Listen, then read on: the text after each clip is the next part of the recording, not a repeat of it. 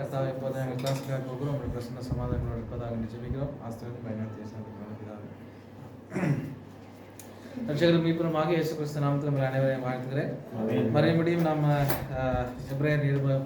எபிரேயருக்கு எழுதிய நிருபங்களை நம்ம தியானிக்கும் போது கர்த்தர் பெரியதான ஞானத்தை நமக்கு தருவாராக. கடந்த முறை நான் உங்களுக்கு வந்து எபிரேய பைபிள் பற்றி உங்களுக்கு பேசிட்டு இருந்தேன் இல்லைங்களா, ஹீப்ரு பைபிள். அதில் சின்ன ஒரு திருத்து இருக்குது. நான் பண்ண ஒரு சின்ன மிஸ்டேக் என்னென்னா, அதில் வந்து தோரான்னு இருக்கு இல்லைங்களா, தோரா தனாக்கு கெத்துவி.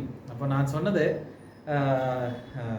நபீம் கெத்துபீம் சொல்லும்போது நபீம ஃபார்மர் ப்ராஃபிட்ஸ் ஆகும், கெத்துபீமே லேட்டர் ப்ராஃபிட்ஸ் ஆகும். அதை முந்தின தீர்க்கதரிசனி பிந்தின தீர்க்கதரிசனி தான் சொன்னேன். அதில் ஒரு தப்பு இருக்குது. நபீம்னு சொல்லும்போது அது நபீம் அது சொல்லுது ப்ராஃபிட்ஸ் தான். அதில் ரெண்டு பகுதி, ஒன்று அதில் முந்தினவர்களும் பிந்தினவர்களும். கெத்துபீம்னு சொல்லும்போது ரைட்டிங்ஸ், எழுத்துக்கள். அதுதான் நான் ஒரு மிஸ்டேக் பண்ணேன். காரணம் படித்து ரொம்ப நாள் ஆச்சு. இது நம்ம அன்றைக்கி எக்ஸ்பிளைன் பண்ணுவோம், திடீர்னு அந்த ஞாபகத்தில் வந்தனால தான் அதில் ஒரு தவறு நடந்துச்சு. கெத்துபீம்னு சொல்லும்போது ரைட்டிங்ஸ். அப்போது நபீமில் என்னென்ன வருதுன்னா ஃபார்மர் ப்ராஃபிட்ஸ், அதாவது முந்தின தீர்க்கதரிசிகள் யாருன்னு பார்க்கும்போது எபிரேயர், அதாவது யூதர்கள் எப்படி பிடிப்பாங்கன்னா யோசுவா, நியாயாதிபதிகள், 1 சாமுவேல் 2 சாமுவேல், 1 ராஜாக்கள் 2 ராஜாக்கள். எது முந்தின தீர்க்கதரிசி.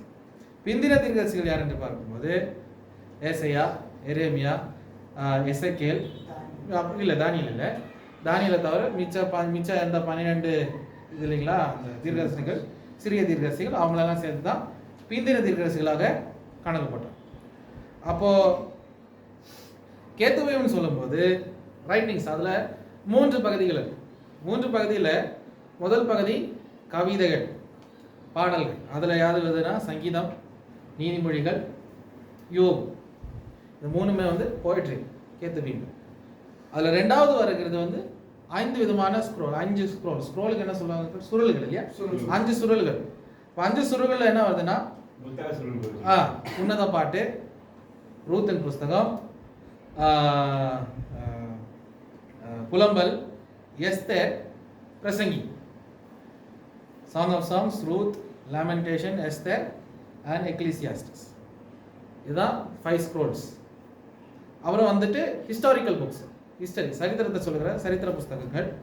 1 தானியேல், எஸ்ரா, நெஹேமியா, 1 நாளாகமம், 2 நாளாகமம். First Chronicles and second. Daniel, Ezra, Nehemiah, first Chronicles and second Chronicles. இதுதான் கேது. ஓகே, அதுதான் தனாக். எபிரேய பைபிள் பேர் என்னங்க? தனாக். அப்போ அந்த ஞாபகம் வச்சு TANAKH.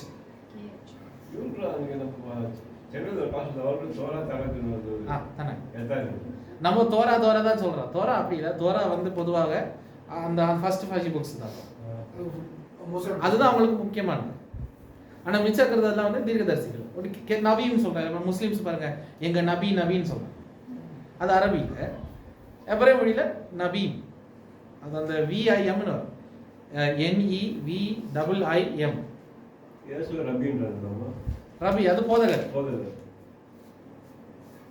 ஓகே, கெத்துபீம் தான் தெரிஞ்சுலாம். KUTVIM, KETUVIM, Ketuvim. But you don't say விம் தான் சொல்லுவோம். ஓகே, இதுதான் நம்மளுடைய அந்த டிவிஷன், ஜூயிஷ் பைபிள் டிவிஷன். இன்னைக்கு தான் நான் அது நம்ம சிஸ்டர் பார்த்துன்னு இருக்கும்போது என்னடா கவனிக்க போனேன்.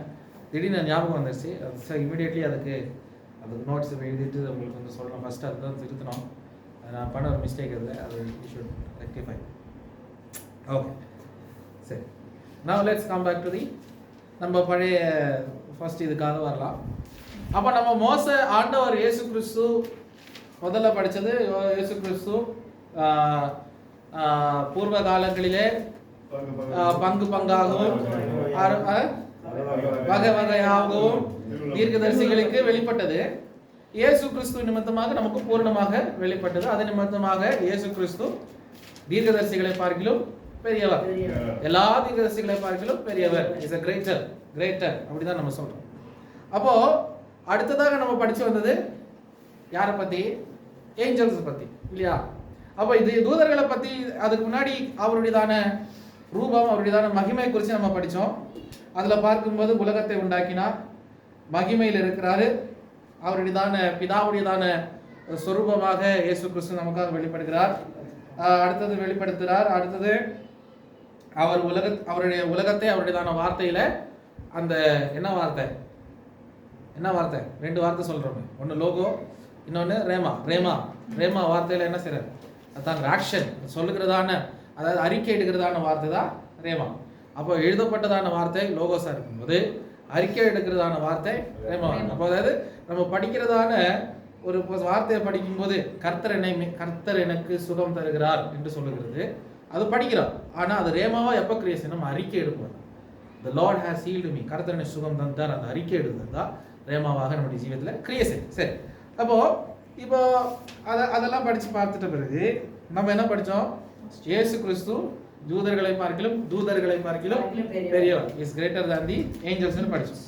அப்போ முதலாவது அவர் எப்படி பெரியவர், 1ஆம் அதிகாரம் 4ஆம் வசனத்தில் பார்க்கும்போது அவர் சுதந்திரவாளிகளாக இருக்கிறார். அந்த சுதந்திரவாளியா இருக்கும்போது அவர் என்ன செய்யறாரு, அவருடைய நாமம் எல்லா நாமங்களை பார்க்கிலும் மேலாக நாமமாய் காணப்படுகிறது.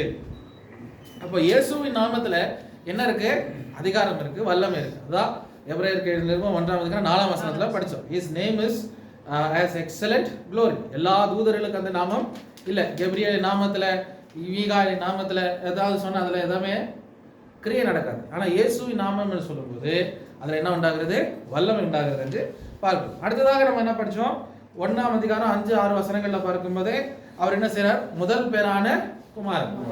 தூதர்களும் குமாரர்கள் தான் இல்லையா, நாமும் குமாரர்கள் தான், நாமும் குமாரர்களும் குமாரத்திகளுமா இருக்கிறோம், தூதர்களும் குமாரர்கள் தான். தேவகுமாரர்கள் தேவ சந்நிதியில வந்தார்கள் என்று யோபேல் புஸ்தகத்துல படிக்கிறோம் இல்லையா. அப்போ தேவகுமாரர்கள் என்று சொல்லும்போது அவர்கள் தூதர்கள் வந்துட்டு சிருஷ்டிக்கப்பட்டாலும் கர்த்தர் அவர்களுக்கு குமாரர்களாக தான் அவர் பார்க்கிறார். He seeing them as a sons. ஆனாலும் இந்த குமாரர்களை பார்க்கிலும் இயேசுவுக்கு என்ன மேன்மைனா அவர் தான் முதல் பேரான குமாரன். He is the first begotten son. தூதர்களை பார்க்கலும் சரி, மனுஷர்களை பார்க்கலும் சரி, இயேசு சகல ஆட்களிலும் அவர் முதல் பேரான குமாரனா இருக்கிறபடினால அவருக்கு தான் முக்கியத்துவம் கொடுக்கப்படுகிறது என்று பார்க்கிறோம். அந்த முதல் பேரான குமாரனுக்கு தூதர்கள் என்ன செய்யறாங்க, போய் அந்த வணக்கத்தை செலுத்துறாங்க. ப்ரோஸ்கோனியம், they are going and bowing before him. Okay, பணிந்து தொழுகிறார்கள். அடுத்தது 7ஆம் வசனத்துல, அதே 1ஆம் அதிகாரம் 7ஆம் வசனத்துல பார்க்கும்போது தூதர்கள் இயேசுவுக்கு என்ன செய்யறாங்க, பணிவிடை செய்யறாங்க இல்லையா, அதை படிச்சோம். அப்ப 8-9 வசனங்கள் என்ன பார்க்கிறோம், அவருடையதான எப்படி எதுக்கு தூதர்களை பார்க்கிற ஒரு பெரியவர் என்று பார்க்கும்போது இவருடையதான சிங்காசனம் நிரந்தரமானது, அவருடைய ராஜரிகம் நிரந்தரமானது, செங்கோல் அவரை விட்டு விலகி போகல.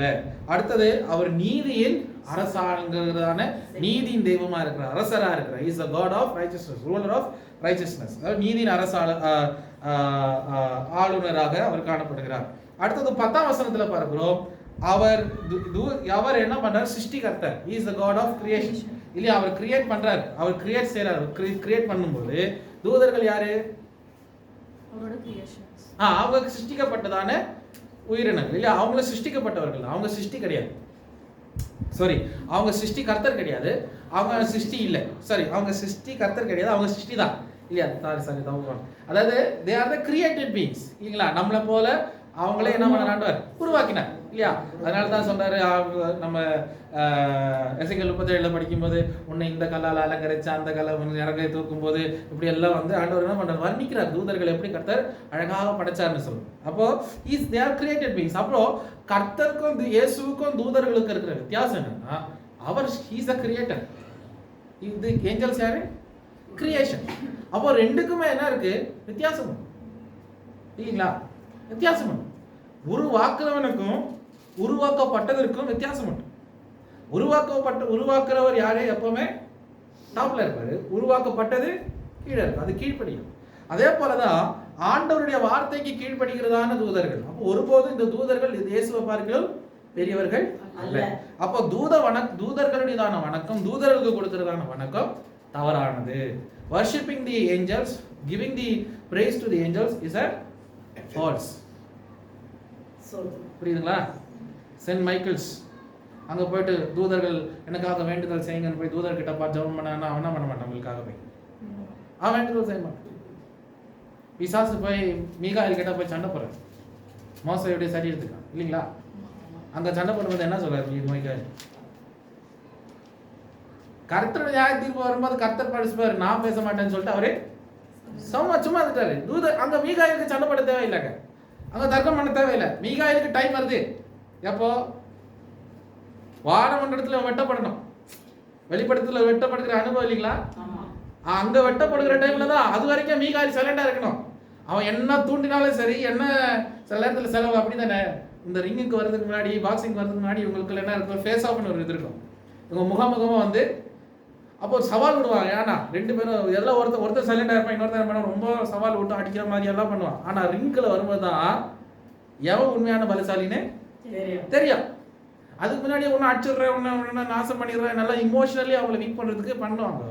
அதே போல தான் மீகாயில் கிட்ட இவன் போய் என்ன பண்ண, பிசாசு போய் தர்க்கம் பண்ணும்போது அவர் சொன்னார், அவர் சும்மா இருந்துட்டார், அது ஆண்டவர் பார்த்துக்குவாங்க. ஆனால் இவன் மீகாயிலே வெட்டுவார் இவனை. எப்போ? கடைசி காலத்தில். அது வரைக்கும் அவர் சும்மா இருந்தா இருப்பாரு, ஆனால் டைம் வரும்போது தான் அவரே வெட்டுவார். சரி, இப்போ அது நமக்கு பாயிண்ட் இல்லை. ஆனால் பாருங்க, அவர் யாருன்னா மீகாயில் கெப்ரியேல் எந்த தூதர்களுக்கும் நம்ம என்ன பண்ண தேவையில்லை, பிரைஸ் பண்றதுக்கும் அவங்க கிட்ட போய் ஜெபம் பண்றதுக்கும் நமக்கு தேவை கிடையாது. அதனால தான் நம்ம சொல்றோம், நீங்க போயிட்டு இந்த கேத்தலிக்ஸ் பண்ற மாதிரி போயிட்டு எந்த செயின்ட் கிட்டே நீங்க என்ன பண்ண தேவையில்லை, ஜெபிக்க தேவையில்லை. யோசேப்பு அது செயின்ட் ஜோசப் கிட்ட போயிட்டு ஜெபம் பண்றதோ இல்லை ஏதாவது செயின்ட் கிட்ட போய் ஜெபம் பண்றதோ பிரயோஜனம் இல்லை. அவன் மரித்தவர்கள் போய் மௌனத்தில் இறங்கி என்னவர்களும் தேவனே துதியார்கள், அவ்வளோதான் ஆயிடுச்சு. இவன் செத்து போனவன் கிட்ட போயிட்டு நீங்க போய் எனக்காக வேண்டுதல் செய்யணும், அவன் என்ன போயிடுறான்? அவங்களுக்கும் பூமிக்கும் ஒருவேளை அவங்க புனிதராக இந்த பூமியில வாழ்ந்திருக்கலாம், அது நமக்கு தெரியாது. அவங்களாச்சும் ஆண்டவர் அவங்களுக்கு இருக்கிறதான நீதி, நான் அதை பேச போல. ஆனா அவங்க நமக்காக வேண்டுதல் செய்வோம். உங்க நீதிக்கு, உங்க உத்தரவாதத்துக்கும், உங்க ஆத்மாவுக்கும் நீங்க அவர்கிட்ட க்ளோஸ் கனெக்ஷன் தான் வைக்கணும். எனக்கு யார் ஆண்டவர் சொல்றாரு பாருங்க, ஆண்டவருக்கும் உங்களுக்கு எந்த புரோக்கரும் தேவையா? தேவை. எந்த புரோக்கரும் தேவை கிடையாது. இப்போ காணா ஒரு கல்யாணத்துல, சின்ன ஒரு உதாரணம் சொல்லப்போ எங்கெல்லாம் போதும், காணா ஒரு கல்யாணத்துல மரியா வந்து என்ன பண்றாங்க, இல்ல உள்ள என்னது இல்ல ட்ரெஸ் இல்லைன்னு சொல்லி வந்து இயேசு கிட்ட சொல்றாங்க. அப்போ அந்த ஒரு சம்பவத்தை வச்சு என்ன பண்றாங்க, மரியாள் என்ன பண்றாங்க நமக்காக, அவங்களுக்கு சொல்லிக்கிற ஒரே ஒரு வசனம் தான். இயேசு கிட்ட வந்து அவங்க வந்து சொன்னாங்க. அப்ப நான் ஒரு கேள்வி கேட்கிறேன், அப்ப அந்திரேயு கிட்ட என்ன பண்ணிருக்கேன், அந்திரேயு தானே அந்த பையனை கூப்பிட்டு வந்தது இல்லையா? அப்ப யாரெல்லாம் கூட்டு வந்தாங்க இயேசு கிட்ட? எத்தனை பேர் வந்து கூட்டு வந்தாங்க இயேசுக்கு முன்னாடி? 4 பேரு இல்ல, 4 பேர் ஒருத்தனை கூட்டு வந்தாங்க பாருங்க, திமிர்வாதக்காரன் இல்லைங்களா? அப்ப 4 பேர் அவனே புனிதரமா தானே வச்சிருக்கணும். இந்த அம்மா ஒரு தடவை, இந்த அம்மா அந்த கிச்சன்ல வேலை செஞ்சது, ரேஷன் தீர்ந்தது வந்து சொன்னாங்க. இப்போ கிச்சன்ல வேலை செய்யற அம்மாவுக்கு தான் என்ன தெரியும், ஏசு வெளியே உட்காந்து என்ன பண்றாரு, சீஷர்கள் கூட அவர் இப்போ ஜஸ்ட் தான், ஆம்பளை யாரும் கிச்சன்ல அங்கே போறது இல்லை. மெயின் ஃபங்க்ஷன் வரும்போது லேடிஸ் தான், பொறுப்பாளர்கள் தான் உள்ள போயிட்டு அங்கே செய்வாங்க. அப்படி இருக்கும்போது ஏசு வெளியே தான் வேலை, அவர்கிட்ட அந்த அம்மா தான் கண்டிப்பா சொல்லணும், இந்த மாதிரி தீர்ந்துச்சு மகனே அவர் சொல்லணும். என்ன பண்றாரு அவரு கேட்டு ஸ்திரியே. அப்போ நம்ம சில நேரத்தில் நம்ம நினைக்கிறோம் ஸ்திரியன்னு சொல்லும்போது தவறான வார்த்தை இல்லை, ஸ்திரியன்னு சொல்லும்போது ஒரு மதிப்புக்குரியதான ஒரு வார்த்தை தான். அது வந்து இல்லை கோபமா இல்லை, கோபமா அப்படி இல்லை கோபம் இல்லை, அது தவறா எழுதக்கூடாது. அது வந்து அது நம்ம இப்போ பயன்படுத்துறதுல அந்த வார்த்தை, ஆதி காலத்தில் அந்த வார்த்தை அவங்க பயன்படுத்தும் ஒரு மரியாதைக்குரிய மாதிரி, மீன்ஸ் மரியாதையோடு அவங்க சொல்றது போல, ஒரு அம்மா தாயே சொல்ற மாதிரி. அது ஸ்திரியே. நமக்கு இங்க என்ன வேலை, அவங்க பிரச்சனை அவங்களுக்கு, நமக்கு இதுல என்ன பண்ண முடியும்? சொல்ல போனா யார் வந்து சொல்லியிருக்கணும், வீட்டுக்காரர் தான் சார். ஆனா இந்த அம்மா தான் கேட்கறா, அதான் அவர் கேட்கிறாரு, உனக்கு நமக்கு இங்க என்ன, நமக்கு வேலை, நம்ம கெஸ்டா வந்துட்டோம், இங்க என்ன போய் நமக்கு வேலை செய்யுது அப்படி கேட்கும்போது தான் அந்த அம்மா சொல்றாரு. அந்த அம்மா இருந்தாலும் அந்த அம்மா விசுவாசம் பாருங்க, ஓடி போயிட்டு என் மகன் ஏதாவது சொல்வா, அவன் என்ன சொல்றாருன்னா நீங்க அப்போ தெரியுது இயேசு ஏதாவது செய்வார் தேவைக்கு சகஜமா. அப்போ ஆல்ரெடி ஏதாவது இயேசு பண்ணியிருக்கலாம், பண்ணியிருக்கிறார் இயேசு பண்ணலாம். அது அந்த அடையாளங்களின் முதல் அற்புதம் தான். கானாவூரின் கல்யாணம் அவருடைய வாழ்க்கையில முதல் அற்புதம் கிடையாது, அந்த 7 அடையாளம் இருக்கு. எதுல அதை நீங்க படிக்கணும். யோவான் சுவிசேஷத்துல எத்தனை அடையாளம் இருக்கு? 7 அடையாளங்களை பத்தி சொல்லுது. அந்த 7 அடையாளங்கள முதல் அற்புதம் தான் கானா ஒரு கல்யாணம். காரணம் அதுக்கு முன்னாடியே சீஷர்கள் வர்றாங்க. புரியுதுங்களா? மத்தேயு சொல்லுது, அவர் என்ன பண்ணாரு, பிரசங்கம் பண்ணி, அதாவது உபவாசம் முடிச்சு கீழே வந்த உடனே அவர் பலப்பட்டு சீஷர்களை சம்பாதிக்கிற அற்புதங்கள் எல்லாம் நடந்து வருது. அப்ப இயேசு கானா ஒரு யார் கூட இருக்கிறாருங்க? சீஷர்கள் இருக்கிறாரு. அப்ப அற்புதங்கள் ஆல்ரெடி ஸ்டார்ட் ஆயிடுச்சு. ஆனா யோவான் சொல்லுகிறதான 7 அற்புதங்கள்ல முதல் அற்புதமாக காணப்படுகிற மாதிரி தான் அவர் அதை பின்பாயிண்ட் பண்றாரு. அதனால ஒருபோது நினைக்க கூடாது இயேசு கானா ஒரு கல்யாணம் தான் முதல் அற்புதமாக வாழ்க்கையில செஞ்சதுன்னு. அப்படி இல்லை. அதனாலதான் அந்த அம்மா தைரியமா வந்து சொல்லுது ஏசப்பா கிட்ட. இல்லைன்னா ஒருபோது அந்த அம்மா என்ன பண்ணிருக்காங்க? புரியுதுங்களா?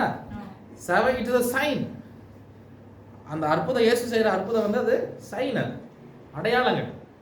அந்த அடையாளங்களிலே முதல் அடையாளமாக காணப்படுகிற அற்புதம் தான் இந்த காணவர்கள். ஆனா அதுக்கு முன்னாடியே அவர் அற்புதம் செஞ்சிருக்கிறார். ஊமைகள் பேசுறாங்க, குருடர்கள் பார்க்கிறாங்க, இதெல்லாமே வந்து நடந்திருக்கு. சரி, ஓகே. அப்போ தூதர்கள் ஒருபோதும் துதிக்கப்பட வேண்டியவர்கள் அல்ல.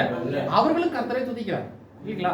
அவர்களும் என்ன செய்கிறார்கள்? 2 சிறகால பறந்து, 2 சிறகால முகத்தை மூடி, 2 சிறகால கால்களை வைத்து மறைத்து, சிறகுகளை அடித்துக்கொண்டு அவர்கள் சேனைகளுக்கு கர்த்தர் பரிசுத்தர் பரிசுத்தர் பரிசுத்தர் என்று ஓய்வின்றி அவர்கள் படிக்கிறார். அப்போ அந்த மகிமை உள்ள கர்த்தர் அவரு. அப்போ அடுத்தது அதே பார்க்கும்போது இந்த கர்த்தர் யாரு? சிருஷ்டி கர்த்தர் யாரு? அவர் அழிவில்லாதவர். அவர் அழிவில்லாதவர். he cannot be perished. எந்த வகையிலும் அவருக்கு அவருக்கு அழிவு இல்லை. ஒரு துணிக்கு ஒரு அழிவு இருக்கு, ஒரு பொருளுக்கு ஒரு அழிவு இருக்கு, எல்லாத்துக்கும் ஒரு அழிவு இருக்கும்போது கர்த்தருக்கு என்ன இல்லை? அழிவு. he is not a perishing person. இப்போ நம்ம உதாரணத்துக்கு சொல்ல, நான் ஒரு பொருளை படைச்சேன், நான் ஒரு பொருளை உண்டாக்குன்னு வச்சுக்கோங்க. ஆனா என்ன பார்த்தாலும் ஒரு நாள் ஆகும்போது நான் செத்து போயிடுவேன். இல்லைங்களா? எனக்கு அழிவு உண்டு. ஆனா கர்த்தருக்கு அழிவு இல்லை. அதனால தான் அவருக்கு ஆரம்பமும் இல்லை, முடிவும் இல்லை. இஸ் அன்பெரிஷிங் காட், எவர்லாஸ்டிங் காட், அப்படிதான் சொல்றோம். அப்போ அழிவற்ற தேவன்.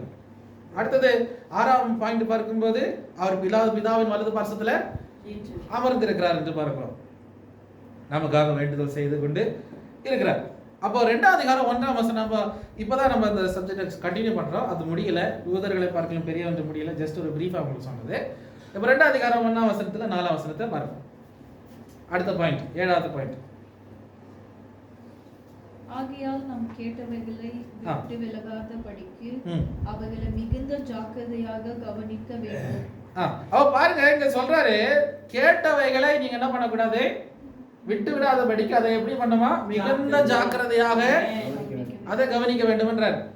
அப்ப எது கேட்கணும், எது சொல்லணும்? அப்ப ஒருத்தர் சொன்னாதான் நமக்கு என்ன பண்ண முடியும்? கேட்க முடியும். அப்ப தூதர்களுடைய வார்த்தை பெருசா, இயேசுடைய வார்த்தை பெருசா தான் இங்க பேசுறாரு. அப்ப இங்க கற்றுத்தராரு எபிரேயனாகியவன் சபை கிட்ட, அதாவது நீங்க கேட்கறதுல நீங்க என்ன பண்ணணும்? உறுதியா இருக்கணும். அதுல என்ன பண்ணக்கூடாது? சந்தேகம் வரக்கூடாது.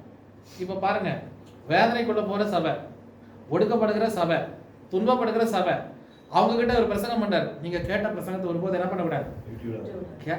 இது வந்து அவிசுவாசத்தினாலே உங்க துன்பத்தினால என்ன பண்ணிடாதீங்க? விட்டுடாதீங்க. அந்த வாய்ப்பை நீங்க தொலைச்சிடாதீங்க. அந்த கர்த்தர் உங்களுக்கு தந்ததான அந்த மகிமையை நீங்க என்ன பண்ணிடாதீங்க? நஷ்டப்படுத்தாதீங்க. கஷ்டங்கள் இருக்குது, இல்லைன்னு சொல்லல. ஆனாலும் கேட்ட வார்த்தை என்ன பண்ணாதீங்க? நீங்க விட்டு விடாதீர்கள். அதுல உறுதியாக நின்று கொள்ளுங்கள். அடுத்தது, ஏனெனில் தேவதூதர் மூலமா சொல்லப்பட்ட வசனத்துக்கு விரோதமான எந்த செய்கைக்கும் கீழ்ப்படியாமைக்கும் நீதியான தண்டனை வரத்தக்கதாக.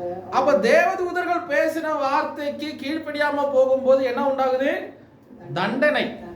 There is punishment for the words that if you don't listen means obey the voice. அதாவது வார்த்தைகள் தேவதூதர்களால சொல்லப்பட்டதான வார்த்தைகளை கீழ்ப்படியாமல் போகும்போது என்ன உண்டாகுது? தண்டனை. நீதி கேட்டு உண்டான தண்டனை உண்டாகிறது. அப்போ அந்த தண்டனை உண்டாகிற டைம்ல அடுத்தது தண்டனை வரத்தக்கதாக அவருடைய வசனம் உறுதிப்பட்டு முதலாவது கர்த்தர் மூலமாய் அறிவிக்கப்பட்டு பின்பு அவரிடத்தில் கேட்டவர்களை உமக்கு உறுதியாக்கப்பட்டு. மறுபடியும் சொல்லுங்க. முதலாவது கர்த்தர் மூலமாய் அறிவிக்கப்பட்டு பின்பு அவரிடத்தில் கேட்டவர்களே நமக்கு உறுதியாக்கப்பட்டதும் அடையாளங்களினாலும் அற்புதங்களினாலும் பலவிதமான பலத்த செய்கைகளினாலும் தம்முடைய சித்தத்தின்படியே பகிர்ந்து கொடுத்த பரிசுத்த ஆவியின் வரங்களினாலும். அப்ப பாருங்க இங்க எப்படி கேட்கப்பட்டது. இயேசுபா கிட்ட இருந்து வார்த்தை சீஷர்கள் கேட்டார்கள். அதான் முதலாவது கர்த்தரிடத்திலிருந்து கேட்டவர்கள் யாரு? அப்போஸ்தலர்கள், சீஷர்கள். அவர்கள் என்ன பண்றாங்க? இப்போ அவரும் போய் அவங்க போய் அதான் இயேசு சொன்னார், உலகம் எங்கும் போய் சகலரே சீஷரா. இப்போ அவங்களும் போய் என்ன பண்றாங்க? இயேசுபா கற்றுக்கொண்டதான வார்த்தைகள் எல்லாம் போய் சொல்றாங்க. எப்படி சொல்றாங்க? வெறும் சும்மா போயிட்டு பிரசங்கம் பண்ணவங்க மாத்திரம் இல்ல, பரிசுத்தாவின் கிருபையினால, அடையாளங்களால, அவர்கள் என்ன செய்தார்கள்? அற்புதங்களினாலும் பலத்த செய்களினாலும் அவர்கள் அறிவித்தார்கள். அப்ப இந்த வார்த்தையை தேவனே சாட்சியாய் கொடுத்திருக்கிற இந்த வார்த்தைகள் இவ்வளவு பெரிதான ரட்சிப்பை குறித்து. அந்த வார்த்தை எப்படி? இது எப்பேற்பட்ட வார்த்தை? அது ரட்சிப்பின் வார்த்தை. அந்த ரட்சிப்பின் வார்த்தையே நாம் கவலைப்பட்டிருப்போமானால் தண்டனைக்கு எப்படி தப்பித்து. அதுதான் சொல்றாரு. தூதன் பேசுற வார்த்தைக்கே நீங்க கீழ்ப்படியாம போனா தண்டனை உண்டாகுது. அப்படி இருக்கும்போது ஏசப்பாவே வந்து சீஷர்களை ட்ரெயின் பண்ணி அந்த சீஷர்கள் போய் சபைகளை உருவாக்கி அவர்கள் அற்புதங்களாலும் பரிசுத்தாவின் வல்லமையினாலும் ஒரு சபைகளை உருவாக்கி பிரசங்கித்து ஆண்டவரே சாட்சியாக அடையாளமாக நின்று நமக்கு கிடைச்சதான அந்த ரட்சிப்பு, நீங்க அந்த ரட்சிப்புக்கு கீழ்ப்படியாம போனா எப்படி நீங்க தப்பு வைப்பீர்கள் என்று கேட்கிறார். அப்போ ஒருவன் ரட்சிக்கப்படாம போனா அவனுக்கு நிச்சயமாக தண்டனை உண்டு. தண்டனை என்ன தண்டனை? எரிநரகம்.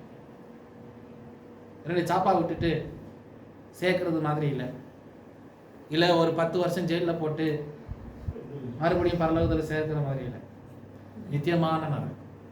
ஆனால் நான் ஆசைப்படுறேன், நான் வாஞ்சிக்கிறேன், என் மனசுல ஒரு ஆசை இருக்கு. என்னன்னா, ஆண்டவரை நித்தியமானது என்று சொல்லுகிறத வார்த்தையை விட்டுட்டு ஒரு கொஞ்ச காலம் அனுபவிச்சுட்டு திருப்பி அவங்கள அது ஒரு ஆசை. ஒரு மனிதன் அழிப்பான், ஒரு ஆத்மா தானே வேதனைப்படும். ஆனா என்ன பண்றது? வேற எனக்கு தெரியும், பயன்படுத்தல. அந்த வாய்ப்பை அவங்க பயன்படுத்து. அப்போ நித்தியமான நரகம் எல்லாருக்கும் அதை என்ன செய்யறது? கீழ்ப்படியாமல் போகிறவர்களுக்கு இது நிச்சயமா உண்டு. காரணம் ஆண்டவரே இது சாட்சியாகப்பட்டு அவரே ஒரு விட்னஸாக நிற்கிறார். காரணம் ஒரு சாதாரணமான ஒரு காரியத்தை எல்லாம் ஆண்டவர் செஞ்சது இல்லைங்களா? அவரே மனித ரூபத்தை எடுத்து நம்ம மத்தியில் இறங்கி வந்து நமக்காக மரித்து அவர் ரத்தத்தை சிந்தி நமக்கு அந்த விளையாடப்பட்ட ரத்தத்தை தந்தனால மனுஷ குலத்துக்கு ரட்சிப்பு உண்டாகும். அந்த ரட்சிப்புக்கு கீழ்ப்படியாம, அந்த சத்தத்துக்கு கீழ்ப்படியாம விரோதமாய் போகிறவர்களுக்கு பின் என்ன பண்ண முடியும்? அப்ப ஆண்டவர் கொடுத்ததான கிரயத்துக்கு என்ன இல்லாம போகுது? மதிப்பு இல்லாம போகுது இல்லைங்களா? அதனாலதான் பிலிப்பியர்ல பவுல் சொல்றாரு, அவர் தேவனுக்குரியதான அந்த மகிமை என்ன செய்யல, அவர் கொள்ளையாடவில்லை இல்லையா? he did not rob that glory. அதை விட்டுட்டாரு, அது வெறுமையாக்கி அடிமையின் ரூபத்தை எடுத்து வராரு. அதான் இப்போ கண்டினியூ பண்ண போறாங்க. அப்போ அவ்வளோ மகிமை உள்ள கர்த்தரை அவருடையதான வார்த்தைக்கு மீறி போகிறதான நம்முடையதான ஜீவியத்துல தண்டனை எப்படி தப்பும்? பழைய ஏற்பாட்டில் தூதன் சொல்கிற வார்த்தைக்கு கீழ்ப்படியாம போகும்போதே தண்டனை உண்டானது என்றால், இயேசு கிறிஸ்து சொன்னதான ரட்சிப்பின் செய்தியை கேட்காம போனா நிச்சயமாய் தண்டனை உண்டு. நான் ஞானஸ்தானம் பெற்றேன்னு சொல்லிட்டு பரலோகம் கிடைக்க நினைக்க கூடாது நம்ம எல்லாரும். புரியுதுங்களா? அதுதான் இது உபதேச செய்தி. இது ஆக்சுவலி இந்த வார்த்தை கேட்கும்போது நமக்கு புரியுது இல்லைங்களா? பயம் வருது இல்லைங்களா? எச்சரிப்பு வருதுங்களா? நம்ம என்ன நினைக்கிறோம், ஐயோ ஞானஸ்தானம் எடுத்துட்டா ரட்சிப்பு இல்லை, சர்ச்சுக்கு வந்தா ரட்சிப்பு. அப்படி இல்லைங்க. அந்த வார்த்தைக்கு கீழ்ப்படிச்சு வாழ்ந்தா மாத்திரம் தான் நிரந்தரமான சொர்க்கம். ஒன் டைம் டிக்கெட் இல்ல சால்வேஷன். ஒரு கால்வினிஸ்ட் ஒரு குரூப் இருக்கு. அந்த குரூப் என்ன சொல்லி தருதுன்னா, ஒன்ஸ் ரட்சிக்கப்பட்டா அவள் தான், அதான் முன்குறித்தவர்கள் என்று சொல்லுவோம். நான் முன்குறிக்கப்பட்டோம், அந்த வார்த்தையை கொஞ்சம் தப்பா பயன்படுத்துறாங்க. ஏன் முன்குறிக்கப்பட்டவர்னு சொல்றாங்க? அப்போ நான் கேட்கறது, முன்குறிக்கப்பட்டவர்கள்னா இப்போ மற்றவங்களை என்ன ஆண்டவர் என்ன பண்ணிட்டாரு? ஒரு கூட்டத்தை மாத்திரம் ஆண்டவர் முன்குறித்தார்னா இப்போ மற்ற கூட்டத்துக்கு என்ன ஆயிடும்? பார்ஷியாலிட்டி தானே. இப்போ உதாரணமா சொல்றேன், இப்போ வீலாண்டியை வச்சுக்கிறேன். வீலாண்டி ஒரு உதாரணமா அவங்க வீட்டில் சைமன் இருக்கிறாங்க, ஸ்டெஃபியா இருக்கிறாங்க. ஆனால் பீலாண்டி என்ன பண்ணுது, ஸ்டெஃபிக்கு தெரியாமல் சைமன் டிஃபின் பாக்ஸில் ஒரு 2 முட்டை எக்ஸ்ட்ரா புதைச்சி வச்சு கொடுத்து அனுப்புறாங்க. அப்போ அது என்ன நடக்குதாங்க? ஃபேவரிட்டிசம், பார்ஷியாலிட்டி இல்லையா? பட்சபாதம். அப்போ ஆண்டவர் பட்சபாதம் காட்டுறவரா? முன்குறித்தார் என்று சொல்றதுக்கு உண்மைதான். ஆண்டவர் எப்படி முன்குறிக்கிறார்? ஒருவனுடையதான ஆரம்பமும் முடிவு அவருக்கு தெரியும். அதுலதான் அவர் முன்குறிச்சார். அது நிமித்தமாக இன்னைக்கு புஷ்பாக்கள் பிறந்தோடனே இவர் முன்குறிக்கப்பட்டார். ஆபிரகாம் பிறந்தா இவன் நரகம் தான், அவன் என்ன பரிசுத்தமா வாழ்ந்தாலும். அப்படி இல்லை, அப்படி இல்லை. அவருடையதான வாழ்க்கையை கர்த்தர் பார்க்கிறார். அவருக்கு தெரியும் இவன் எப்படி முடியும், இவன் ஆரம்பம் எப்படி முடிவு எப்படின்னு. அதனாலதான், புரியுதுங்களா? அந்த முன்குறித்தல் சப்ஜெக்ட் ரொம்ப அது ரொம்ப ரொம்ப கவனமாக அதை கற்றுக்கொள்ளணும். அதில் ஒரு வார்த்தை அப்படி இப்படி மாறி போச்சுன்னா நம்ம உபதேசமே மாறிடும். அதனால தான் சிலவங்க சொல்கிறாங்க, ஒன்ஸ் ரட்சிக்கப்பட்டா நிச்சயமா ரட்சிப்பே, நீ என்ன பண்ணாலும் பரவாயில்ல, என்ன பண்ணலாம், பரலோகம் போகலாம். அதான் இப்போ நூதனமான உபதேசம், பழைய உபதேசம் தான். அப்போ நூதனக்காரங்க இப்போ ரொம்ப பிடிச்சிட்டு வர்றாங்க. ஆதி காலத்தில் இருக்கிறதான ஸ்ட்ரிக்டான பாஸ்டுங்கள்லாம் என்ன சொல்கிறது, அவங்க நம்ம எல்லாம் அந்த ஃபாலோ தான். எது ரட்சிப்பு கிடைக்கும், ஆனால் அது எதுனது, அது ஒரு ப்ராசஸ். நான் நம்புறது தான். நமக்கு ரட்சிப்பு கர்த்தர் கொடுத்துருக்குறார், உண்மைதான். ஆனால் அதை என்ன பண்ணுறோம், ஒவ்வொரு நாளும் அதை ப்ராசஸ் பண்ணுறோம். அதை நம்மளை வந்து பரலோகம் போகிற வரைக்கும் அந்த ப்ராசஸிங்கில் தான் நான் இருக்கிறோம். நம்ம அந்த ஒர்க்கிங் அவுட்டில் தான் இருக்கிறோம். அதை கர்த்தர் உருவாக்கி கொண்டே இருக்கிறார். நம்ம அதில் எப்போ வேணாலும் டிஸ்குவாலிஃபை ஆகலாம். அது அந்த ப்ராசஸ்க்கு என்ன சொல்கிறது, அந்த ப்ராசஸ்க்கு வார்த்தை என்ன பாருங்க, உருமாற்றம் இல்லைங்களா? உதாரணம் இப்படி இந்த எக்ஸாம்பிள் வச்சு, ஒரு ரன்னரு, ஒரு அத்லீட்டு, ஒரு பந்தயத்தில் ஓடுறவர், அவர் ஓடலாம், ஸ்பீடாகவும் ஓடலாம், மெதுவாகவும் ஓடலாம். ஆனால் ட்ராக்ல ஓடினவர் இல்லைங்களா, விழுந்தாலும் பிரச்சனை இல்லை, எழுப்பி ஓடலாம், அவருக்கு மறுபடியும் ஓடலாம். ஆனால் அவர் ட்ராக் மாதிரி போயிடுச்சா டிஸ்குவாலிஃபை. செயல்முறைன்னு இல்லை, அது நம்ம அந்த ப்ராசஸ் வழியாக கடந்து போகிறோம். அது ஒரு டெய்லி ப்ராசஸ். ஒவ்வொரு நாளும் நம்ம ரெட்ஷிப்மெண்ட் அது ஒரு நடைமுறை போல் நம்ம ஒவ்வொரு நாளும் நம்ம வாழ்க்கையை நம்ம தான் பண்ணுறோம். நம்ம அதனால தான் டெய்லி எழுந்துச்சு ஆண்டவரே பாவத்தை மன்னிங்க, என்ன கழுவுங்க, சுத்திகரிங்க, அப்படியெல்லாம் ஜெபம் பண்ணுறது. அப்படின்னா நீங்களுக்கு ரட்சிப்பு கிடைச்சுன்னா உங்களுக்கு எதுக்கு ஜெபம் இல்லைங்களா? எதுக்கு சர்ச்சு, எதுக்கு ஒரு பாட்டு, எதுக்கு ஒரு காணிக்கை, எதுக்கு ஒரு ஆராதனை? எல்லாரும் அவங்க வேலை. நமக்கெல்லாம் டிக்கெட் கிடைச்சிச்சு இல்லைங்களா? இப்போ டிக்கெட் ஆல்ரெடி ரிசர்வ் பண்ணவங்களுக்கு கவலை இருக்குங்களா? அவங்க கவலை இல்லை. டேட் வருதுன்னா பட்டியை பேக் பண்ணுமா, ட்ரெயினில் ஏறணுமானே கதை தான். அவங்க சீட்டை போய் உட்கார்ந்தா போதும் இல்லைங்களா? ஆனால் அது அப்படி இல்லை. நம்மளுக்கு வாழ்க்கை எப்போ வேணாலும் நம்ம வந்து பின்வாங்கி போகலாம், டிஸ்குவாலிஃபை. அதனால தான் பவுல் சொல்றோம், ஓடுன்றார். அதனால தான் சொல்றேன், நான் விசுவாசத்தை காத்தேன், நீதி கிரீடத்துக்காக காத்திருக்கு, ஓட்டத்தை ஜெயத்தோட முடித்தேன். அப்ப அந்த வார்த்தை என்ன அவர் தன்னை உருவாக்குறார் ஒவ்வொரு நாளும். அதான் ஒரு இடத்துல சொல்றேன், நான் ஆகாதவனாய் போகாத படிக்க என்ன ஏன் ஒடுக்குறேன் இல்லைங்களா? அப்போ அது நம்ம ஒரு ரட்சிப்பு நமக்கு கர்த்தர் கொடுத்தாரு. அதெல்லாம் ஒரு ப்ராசஸ்ல போயிட்டு இருக்கோம். ஒவ்வொரு நாளும் அதுல செயல் பண்ணிட்டே இருக்கிறோம். அந்த கால சத்தம் துணிக்கிற வரைக்கும் we are not a finished product, we are in the process of finishing. அந்த முதிர்ச்சியாக ஆகிற வரைக்கும் நம்ம என்ன பண்றோம், ப்ராசஸ்ல போயிட்டே இருக்கு. சிலவங்களுக்கு புரிஞ்சிருக்கும், சிலவங்களுக்கு புரியலன்னு நினைக்கிறேன். புரியுதுச்சா? புரிஞ்சவங்க ஸ்தோத்திரம் சொல்லலாம். புரியலையா? அதாவது நம்ம மறுபடியும் சொல்றோம், we are on the process. நம்ம ஆண்டவர் ரட்சிப்பு கொடுத்தாரு. அந்த ரட்சிப்பை ஒவ்வொரு நாளும் நம்ம என்ன பண்ணோம், காத்து கொண்டு பயன்படுத்தி நம்ம பிரயோஜனப்படுத்தும் போதுதான் கால சத்தம் துணிக்கும் போதே நமக்கு அங்க போகணும். நமக்கு கையில கர்த்தர் கொடுத்தாரு, அது செம்மையா பயன்படுத்த வேண்டியது நம்ம கடமை. இப்போ உதாரணத்துக்கு சொல்றேன்னா, ஒரு பொருளை நம்ம என்ன பண்றோம், அது கொண்டு வந்து அதை பராமரிக்கணும். அந்த வார்த்தை தான் தேவை, கரெக்ட், பராமரிக்கும். நம்ம ரட்சிப்பை நம்ம ஒவ்வொரு நாளும் பராமரிக்கிச்சு அதோடைய முதிர்ச்சி வரும்போது தான் நமக்கு என்ன பண்ண ரட்சிப்பு. அதை நம்ம பராமரிக்கணும். அது ஒரு ப்ராசஸில் கடந்து போகிற ஒவ்வொரு நாளும். புரியுதுங்களா? 1 டிக்கெட் கொடுத்தா நான் ரட்சிப்பு அடைஞ்சிட்டாரு. இன்னைக்கு ஆபராம் ரட்சிப்பு அடைஞ்சா அவன் ஜெபிக்க தேவையில்ல, இது வேணாலும் பண்ணலாம், ஆனால் அவனுக்கு வரலாம். அப்படியா? அப்படியே தான் கிடையாது. சரி, அப்போ நம்ம என்ன சொல்றது? எந்த வார்த்தையில் இருந்தோம்? 4 வசனம் கண்டினியூ பண்ணுங்க. இனி வரும் உலகத்தை அப்போ என்ன சொல்லிட்டு இருந்தோம்? இங்க பார்க்கும்போது கர்த்தர் நமக்கு கொடுத்ததான அந்த ரட்சிப்பின் செய்தி, அந்த ரட்சிப்பின் வார்த்தை, ஆண்டவரை அடையாளப்படுத்தினதான வார்த்தைகள், சாட்சியாக நின்று தந்த வார்த்தைகளை கீழ்ப்படியாமல் போகும்போது நிச்சயமாக தண்டனை உண்டு. ஓகே, அடுத்தது. இனி வரும் உலகத்தை குறித்து பேசுகிறோமே, அதை அவர் தூதர்களுக்கு கீழ்ப்படுத்தவில்லை. அடுத்த என்ன சொல்றாரு?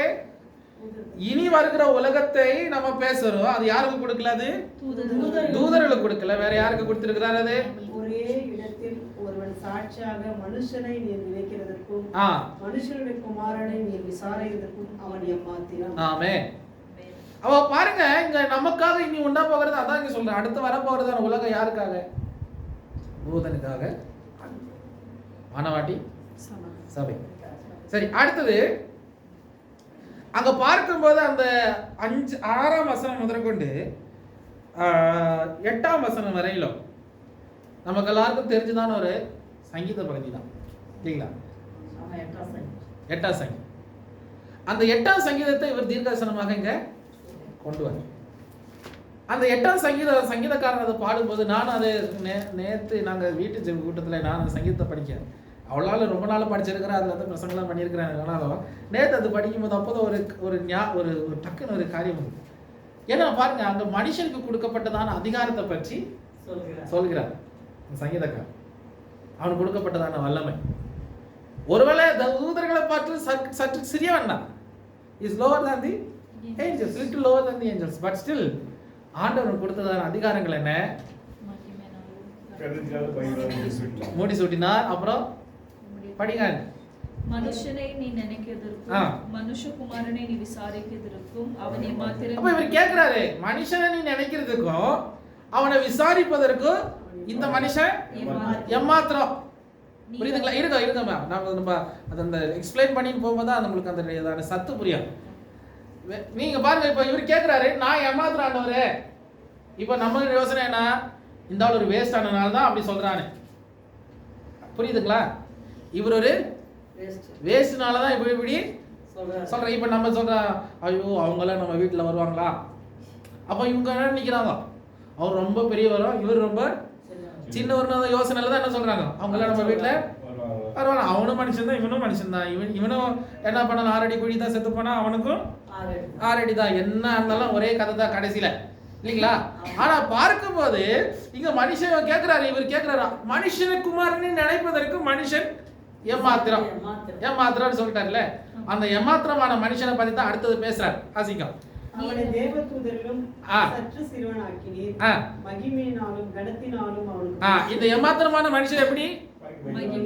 மகிமையினாலும் கனத்தினாலும் மூடி சூட்டினீர். அப்போ ஒண்ணுமே இல்லாம புழுதியா இருந்ததான ஆதாம ஆண்டவர் உண்டாக்கினார். அவன் நாசில சுவாசத்தை ஊதி அவனுக்கு ஜீவன் வந்த உடனே ஆண்டவர் என்ன, இந்த புழுதிக்கு இப்ப என்ன கொடுக்குறாரு? மகிமை, கனம். அடுத்தது முடிசூட்டி உம்முடைய கரத்தின் கிரியையின் மேல் அவனை.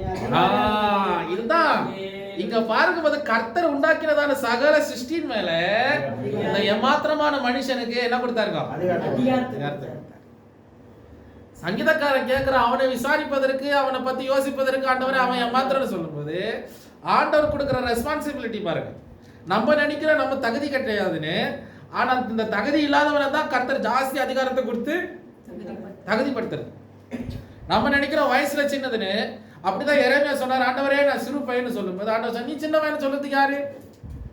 தாவீது காட்டுல கிடந்தார், ஆட்டு மேய்ச்சிட்டு வனாந்திரத்துல தூக்கி கொண்டு வந்து என்ன பண்ணியாச்சு? எண்ணெய் ஊத்தி அபிஷேகம் பண்ணியாச்சு. அங்கிருந்து பொசிஷன் மாறியாச்சு. ஐயாது இனி மெய்ப்பனாக இல்ல, அதிகார ஸ்தானத்துக்குள்ளாக அவனை கர்த்தர் ட்ரெயின் பண்ணி உயர்த்தி அவனை சிங்காசனத்தில் அமர செய்தார். அதே போல ஒவ்வொருவருக்கும் கர்த்தர் ஒரு மெச்சூர்ட் பீரியட் வச்சிருக்கிறார். நம்ம பார்வைக்கு தான் ஐயோ நான் ஒண்ணும் இல்லை, நான் பாவி, அது பாவி சொல்றது போல பிரதான பாவின்ற மாதிரி எல்லாம் நம்ம சொல்லி ஜெபம் பண்ணலாம், கந்தலான தூதி செத்து போன நாய் எல்லாமே சொல்லலாம். ஆனாலும் கர்த்தர் நம்ம மேல வச்சிருக்கிறதான அந்த கவனம் அது வித்தியாசம். ஹalleluya. காரணம் நம்ம வெளியேறம் பற்ற. பல நேரத்தில் நான் முந்தியெல்லாம் நினைச்சிட்டேன், ஆண்டவரே நான் என்ன ஆண்டவரே ஒன்றும் இல்லை அப்படின்னு. சரி, நான் யோசிக்க ஒன்றும் இல்லாதவனை வச்சு என்ன பண்ணணும் இல்லைங்களா? இப்போ உதாரணத்துக்கு உங்ககிட்ட ஒரு வேலை கொடுக்குறேன்னா உங்களுக்கு என்ன இருக்கணும்? அந்த முதல்ல இல்லைங்க, உங்களுக்கு ஒரு வேலை கொடுக்குறேன், அந்த வேலையில் இப்போ புஷ்பாக்கள் ஒரு கட்டு நோட்டை கொடுத்தேன்னா, நான் இத்தனை பேர் இதில் இருக்கிறோம், இத்தனை பேர் இருக்கும்போது நான் இதில் யாருக்கிட்ட ஒரு கட்டு நோட்டை கொடுப்பேன் தைரியமா?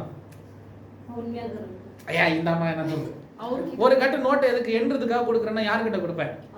புஷ்பாக்கள் கிட்ட. காரணம் அவருக்கு அதுக்கு திறமை. அப்போ திறமை இருக்கிறவங்க கிட்ட ஆண்டவருக்கு தெரியும், இவங்கிட்ட வேலை கொடுத்தாதான். நம்ம பார்வைக்கு நம்ம புழுதியும் குப்பையும் தூசியும் தான். தண்ணி வந்தா நம்ம கரைஞ்சு போறோம், நமக்கு ஒண்ணுன்னா பயம்தான். ஆனா ஆண்டவருடைய பார்வைக்கு நீங்க வெளியேற பெற்றவர்கள், அவர் ரத்தத்தால மீட்டுக் கொள்ளப்பட்டவர்கள். அதனாலதான் இங்க சங்கீதக்காரன் சொல்றாரு, அவருடைய கரத்தின் கிரியையின் மேல அவனுக்கு என்ன கொடுத்திருக்கிறீர்? அப்ப நீங்க யாரு? அப்ப நீங்க யாரு? அதிகாரம் பெற்ற. அப்ப நீங்க அதிகாரம் பெற்றவங்க யாரா மாறுறாங்க? யாரா மாறுறாங்க? அதிகாரியா மாறுறாங்க. You become a authority. இல்ல அத்தாரிட்டிஸ்ன்னு சொல்றேன் இல்லையா? இல்ல அந்த அத்தாரிட்டி எடுத்துட்டு வரவங்கள அத்தாரிட்டிஸ் சொல்றேன். அப்போ எது மேல அதிகாரம் சொல்லுங்க. படிக்காம ஏதோ படிச்சிட்டு இருக்கீங்க. சகலத்தையும் அவனுடைய பாதங்களுக்கு கீழ்ப்படிந்து. ஒண்ணுமில்லாதவன் பாதத்துல என்ன வருது? இப்போ சகலமும் வந்துச்சு. ஆடு மாடுகள் எல்லாம். அவ பாருங்க, ஆடு மாடுகள் எல்லாவற்றையும், காட்டு மிருகங்களையும், என்னது? காட்டு மிருகங்களையும், ஆகாயத்து பறவைகளையும், சமுத்திரத்தின் மத்ஸ்யங்களையும், கடலிலே சஞ்சரிக்கிறவர்களையும் அவனுடைய பாதங்களுக்கு கீழ்ப்படுத்தினார். அப்ப பாருங்க, இங்க ஆண்டவர் எங்க கொண்டு வைக்கிறார் பாருங்க. இந்த உறுதியானவனுக்கு எங்க கொண்டு வைக்கிறார் பாருங்க. பாதத்தை கீழேனா அப்ப இவரு எங்க இருக்கணும்? இவரு டாப் பொசிஷன் தான். எவ்வளவு சொன்னா, மிருகங்களுக்கு 5 அறிவு, மனுஷனுக்கு 6. அப்படி ஒண்ணும் கிடையாது. காரணம் இவனுக்கு குரங்குக்கும் மனுஷனுக்கும் வித்தியாசம் தெரியல. அதனாலதான் என்ன பண்றான்? அவன் அப்படித்தான் சொன்னான், 5 6. நம்ம இவன் போய் எண்ணிட்டு இருந்தானா இதுக்கு எவ்வளவு அறிவு இருக்குன்னு. அப்போ கர்த்தர் மனுஷனுக்கு சகலத்தின் மேல் அதிகாரத்தை கொடுத்திருக்கிறார். அந்த அதிகாரத்தை அதனாலதான் நம்ம இப்ப நீங்க சர்க்கஸுக்கு போனா சிங்கத்தை வச்சிருக்கிறாங்க இல்லைங்களா? சாதாரண ஒரு மனுஷன் ஒழியாதான் இருப்பான். ஆனா அவன் ஒரு சாட்டிக்கு அவனை பார்த்தான்னா அந்த சிங்கம் நிக்குதுங்க. ஒரு யானை, எவ்வளோ பெரிய யானை, ஒரு மனுஷன் சும்மா தட்டி தட்டி அது மழையாக அடக்கு வருது. காட்டில் இருக்கிற யானையை கொண்டு அதை மெருக்கிறாங்க. அவ்வளோ பெரிய மிருகத்தையே அவங்களால ஒரு மனுஷனுக்கு கருத்து கொடுத்துருக்கிற அதிகாரம் அது செயல்பட்டதில்லை. எல்லாருக்கும் இருக்குது. ரட்சிக்கப்பட்டவனுக்கு மாத்திரம் இல்லை, எல்லா மனுஷனுக்கும் கருத்து கொடுத்துருக்கிறதான ஒரு இயற்கை அதிகாரம். நம்ம தான் நாயை பார்த்து பயப்படுறோம். ஆனால் நாய்க்கு உண்மை சொன்னால் நம்மளை பார்த்து பயக்காது. அதனால தான் நம்மளை அது எதிர்ப்பு காட்டுது. அந்த பயத்தில் அது பயந்ததுனால தான் நம்மளை எதிர்க்குது. நம்ம தைரியமாக நின்று பாருங்க, ஓடிடுது. அது பல நேரத்தில் வண்டியை ஓட்டிட்டு போது கோன்னு குறைச்சிட்டு வரான். நிற்க வச்சிருவேன், நான் வண்டியை நிற்க வச்சிருவேன். ஓடுறான் பாருங்க, ஓட்டம் விடுதலை. நான் சில நேரத்தில் அர்ஜென்ட்டாக இருக்கும்போது தான் விட்டுட்டு போகிறது, கவலையில் போட அப்படியான்னு விட்டு நானும் தான்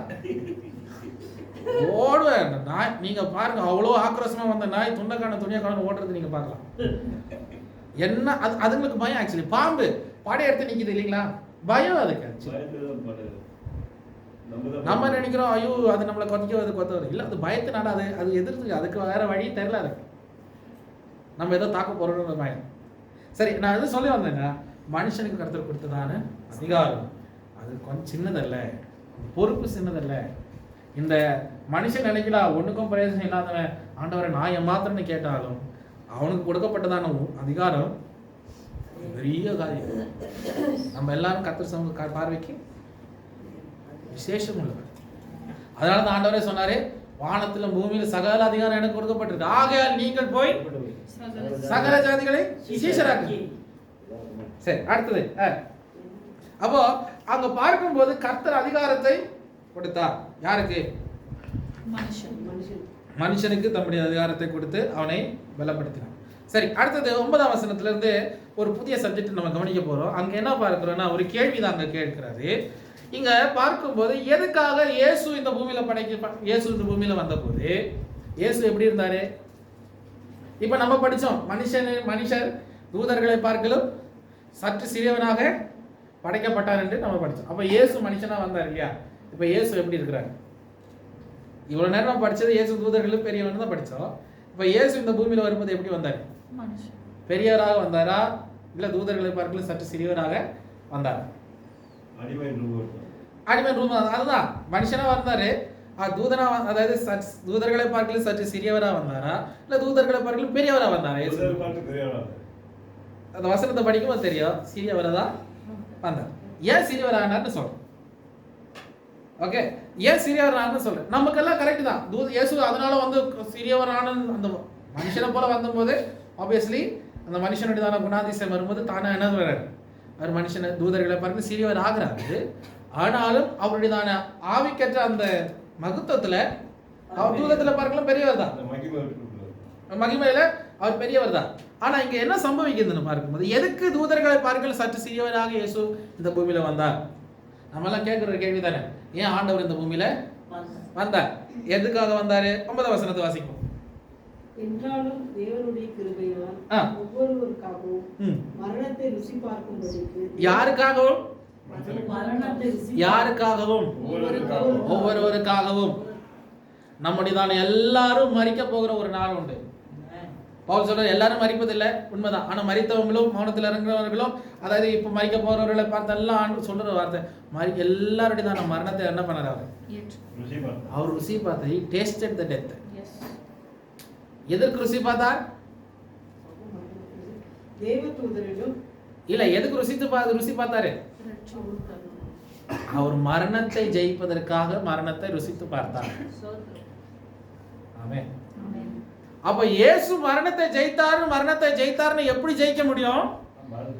அந்த மரணத்தை ருசி பார்த்து அவர் மரித்தார், சரீரத்துல மரித்தார், ஆவியில இல்ல, சரீரத்துல மரித்தார். ஆனால் 3ஆவது நாளோ அவர் உயிர்த்தெழுந்தார். ஆமென். எந்த மனுஷனும் இந்த பூமியில மரிச்சாரு உயிர்த்தெழும்பின சரித்திரமே இல்ல. ஆனா இங்க பார்க்கிறோம் இயேசு மரணத்தை ருசித்து பார்த்தார். நம்ம எல்லாம் எப்படி மரிக்கிறோமோ ஒரு காலத்துல, அப்படி அவரு என்ன செய்தார்? பாடுல மரிச்சாரு. ஆனா இந்த பாடுல சிலுவையில தூதர்களை பார்க்க சற்று சிறுவரா இருக்கிறதான எல்லா மனுஷனும் மரிப்பார்.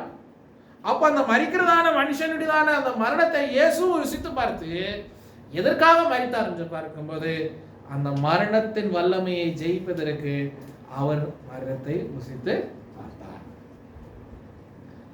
அப்போ நமக்கு ஒரு நம்பிக்கை இயேசு தருகிறார், நீ மரித்தாலும் பிழைப்பாய். இந்த மரணம் உனக்கு முடிவில்லை. சதுசேயர்களுடையதான யோசனை என்னன்னா, ஒரு உயிர்த்தெழுதல் இல்லை என்றதான கற்பனையோடும் யோசனையோடும் வாழ்கிறதான சதுசேயர். அவர்களை பார்த்து இயேசு மறுபடியும், அதனாலதான் எபிரேயர் சொல்றாரு, இயேசு மரித்தார் ஆனாலோ உயிர்த்தெழும்பினார். அப்ப மரணித்தார் இயேசு, எதற்காக உயிர்த்தெழும்பினார் என்று பார்க்கும்போது நம்முடையதான எல்லாருடையதான மரணத்தை, ஒவ்வொருவருடையதான மரணத்தை அவர் ருசித்து பார்த்தது, மரணத்தை அவர் ஜெயிக்க. அடுத்தது மரணத்தை ருசி பார்க்கும்படியாகவும் தேவதூதரிலும் சற்று சிறியவராக்கப்பட்டிருந்த இயேசு. அப்ப பாருங்க, மரணத்தை ருசி பார்க்க தான் தேவதூதர்களை பார்க்கல சற்று சிறியவராக அவர் மாறினது. ஓகே, அடுத்தது சிறியவராக்கப்பட்டிருந்த இயேசு மரணத்தை உத்தரத்தின் நிமித்தம் மகிமையினாலும் கனத்தினாலும் முடிசூட்டப்பட்டதை காண்கிறோம். ஏனென்றால் தமக்காகவும் தம்மாலேயும் சகலத்தையும் உண்டாக்கினவர் அநேகம் பிள்ளைகளை மகிமையால் கொண்டு வந்து.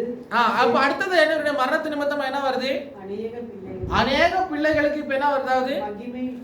மகிமையை கொண்டு வந்து சேர்க்கையில் அவர்களுடைய ரட்சிப்பின் அதிபதியை. அடுத்தது இயேசுடைய மரணம் நமக்கு என்ன தருதுன்னா மகிமை ஒண்ணு வருது. அந்த இயேசுவின் மரணத்தின் நிமித்தமாக இயேசு நமக்கு யாரா மாறுகிறார்? ரட்சிப்பின் அதிபதி, தி கேப்டன் ஆஃப் அவர் சல்வேஷன். ஒரு போட்டுக்கு யார் இருக்கணுங்க? ஒரு கப்பல் ஓட்டிக்கு ஒரு கேப்டன் தேவை. நமக்கு உண்டானதான ரட்சிப்புக்கு நம்முடையதான கேப்டன் யாருன்னு பார்க்கும்போது இயேசு. ஒரு கிரிக்கெட் டீமுக்கு ஒரு கேப்டன் தேவை, ஒரு ஃபுட்பால் டீமுக்கு ஒரு கேப்டன் தேவை. அப்ப நம்முடைய கிறிஸ்தவ டீமுக்கு யாரு கேப்டன்னா? ஏசப்பா தான். அதுல 1000 டீம் இருக்கலாம், 1000 சபை இருக்கலாம், 1000 பாகுபாடு வித்தியாசங்கள் இருக்கலாம், ஆனா நமக்கெல்லாம் ஒரே கேப்டன் இயேசுதான். பாப்டிஸ்ட்காரன் சொல்லலாம் நான் என்னுடைய உபதேசம் தான் முக்கியமான உபதேசம், பெந்தெகோஸ்துக்காரன் சொல்லலாம் என்னுடையதான உபதேசம் தான் முக்கியமான உபதேசம், கத்தோலிக்க சொல்லலாம் அவருடைய உபதேசம் தான் முக்கியமான உபதேசம். யார் உபதேசமா எனக்கு தெரியாது. கர்த்தர் தான் நீதிபரர், யாரை ஏற்றுக்கொள்ள வேண்டுமோ தள்ள வேண்டுமோ அவருடைய கரத்தின் கிரியை. ஆனா ஒரே ஒரு விஷயம், எல்லாருக்கும் இயேசுதான் கேப்டன். அந்த கேப்டனை விட்டு வேற கேப்டனுக்கு பின்னாடி போகும்போது தான் விபத்து. அந்த சுவிசேஷத்தை விட்டு நம்ம வேற சுவிசேஷங்களுக்கு போகும்போது தான் விபத்து. அதனாலதான் அவர் நமக்கு படிங்க, ரட்சிப்பின் அதிபதி உபத்திரவங்களினாலே பூர்ணப்படுத்துகிறது. எப்படி என்ன பண்ணுகிறது? உபத்திரவங்களினாலே பூர்ணப்படுத்துகிறது. ஆமே. அப்ப இயேசு கிறிஸ்து நமக்கு ரட்சிப்பின் அதிபதியாக எப்படி மாறினாரு? உபத்திரவங்களினால். அவர் உபத்திரவம் பண்ணாரு, அவரும் உபத்திரவங்களை கொண்டாரு, அடித்தார், நொறுக்கப்பட்டார், திட்டார், நிந்தித்தார்கள், எல்லாமே செய்து அவர் நமக்கு அதிபதியாக மாறினது போல நாமும் அந்த உபத்திரவங்கள் வழியாக கடந்து போனாலும் நாம் அவருடைய பிள்ளைகளாக ரட்சிப்பில் நிலைத்து நிற்கிறோம். அதனால மரணத்தை பார்த்து, மரிக்கிற சபையை பார்த்து, அதாவது அடி வாங்கி சாகிறதான சபையை பார்த்து சொல்றாரு, மரணத்துல மரண தண்டனை எதிர்த்து கொண்டு இருக்கிறதான விசுவாசிகளை பார்த்து சொல்றாரு, எதிர்நோக்கி இருக்கிறதான விசுவாசிகளை பார்த்து சொல்றாரு, மரணத்தை நீ பயப்பட வேண்டாம், இயேசு மரணத்தை ஜெயித்தாரு, அவனுக்காக அவர் ஜெயித்தாரு, உன்னுடைய ரட்சிப்பில் என்ன இல்லை, ஒருபோதும் அதுல நஷ்டம் இல்லை, அது நிமித்தம் உனக்கு பரலோகம் உண்டு. சரி, அடுத்தது வாசிங்க, 16ஆம் வசனம். எப்படி பரிசுத்தம் செய்கிறவர் பரிசுத்தம் செய்யப்படுகிறவர்களுமாகிய யாவரும் ஒருவராலே உண்டாயிருக்கிறார்கள், இது நிமித்தம் அவர்களை சகோதரர் என்று சொல்ல அவர் வெட்கப்படாமல். அப்ப பாருங்க, இப்ப எப்படி இயேசு நமக்கு எப்படி துல்லியத்தை, நமக்கு ஈக்குவாலிட்டி தரார். அவர் நம்மளை பரிசுத்தமாக்குறார், பரிசுத்தமானவர் நம்ம இப்போ பரிசுத்தமாக்கிறார். இப்போ அந்த பரிசுத்தமாக்கிறவர் இப்ப நம்ம வெட்கப்படாம எப்படி கூப்பிடுறாரு? நம்மளை யாவரும் ஒருவராலே எப்படி கூப்பிடுறாரு? சகோதரன், சகோதரன்னு கூப்பிடுறாரு. அதனாலதான் ரோமர்ல பவுல் சொல்றாரு, நம்ம யாரு? உடன் சுதந்திரவாளிகள், we are co-heirs. அப்போ நமக்கும் ஏசப்பாவுக்கும் என்ன உண்டு? பந்தம், சகோதர பந்தம் உண்டு. காரணம் எப்படி வந்தது? இது இயேசு கிறிஸ்துவின் மரணத்தை நிமித்தமாக. இயேசு கிறிஸ்துவின் மரணம் நமக்கு மரணத்திலிருந்து ஜெயம்.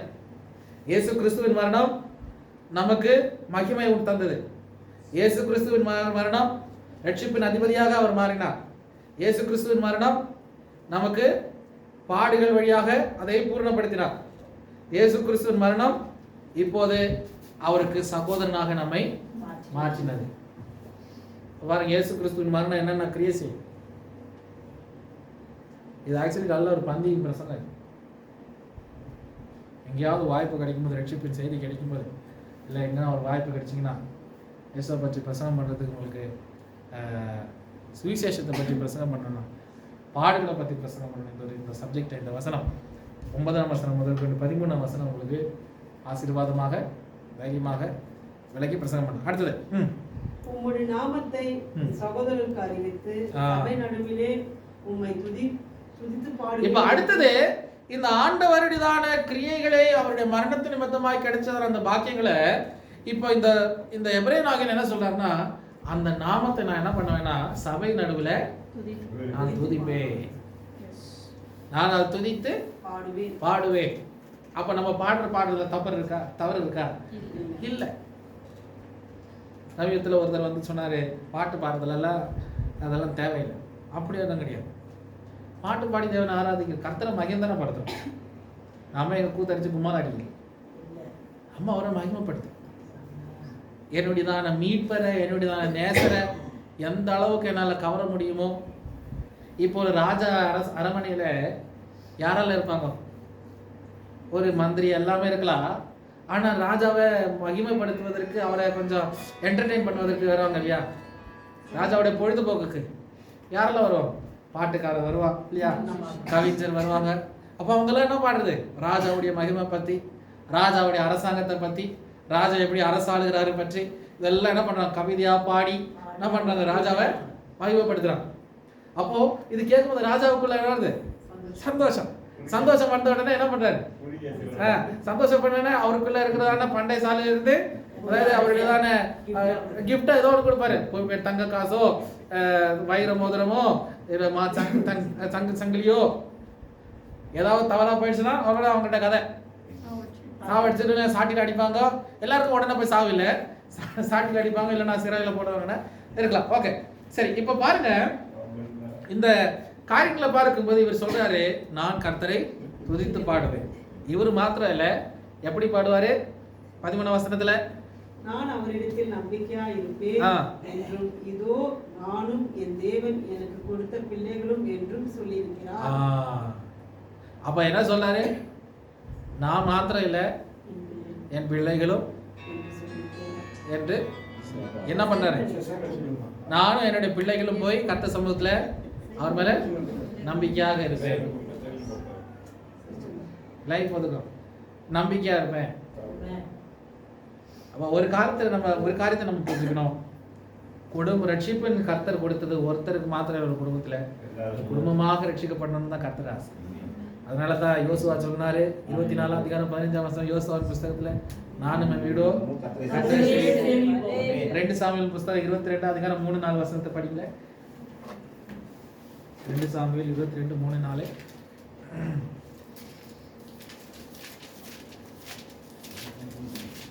எப்படி எல்லாம் கர்த்தர் நம்மை காப்பாற்றினார் சொல்லி பாடுறாரு. தேவன்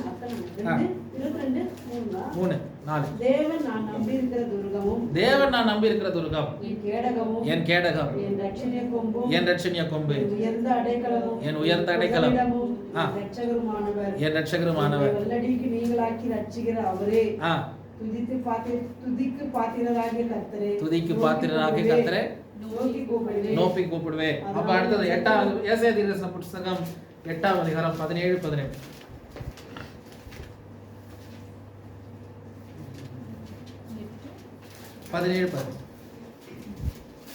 நானோ யாக்கோபின் குடும்பத்துக்கும் தமது முகத்தை மறைக்கிற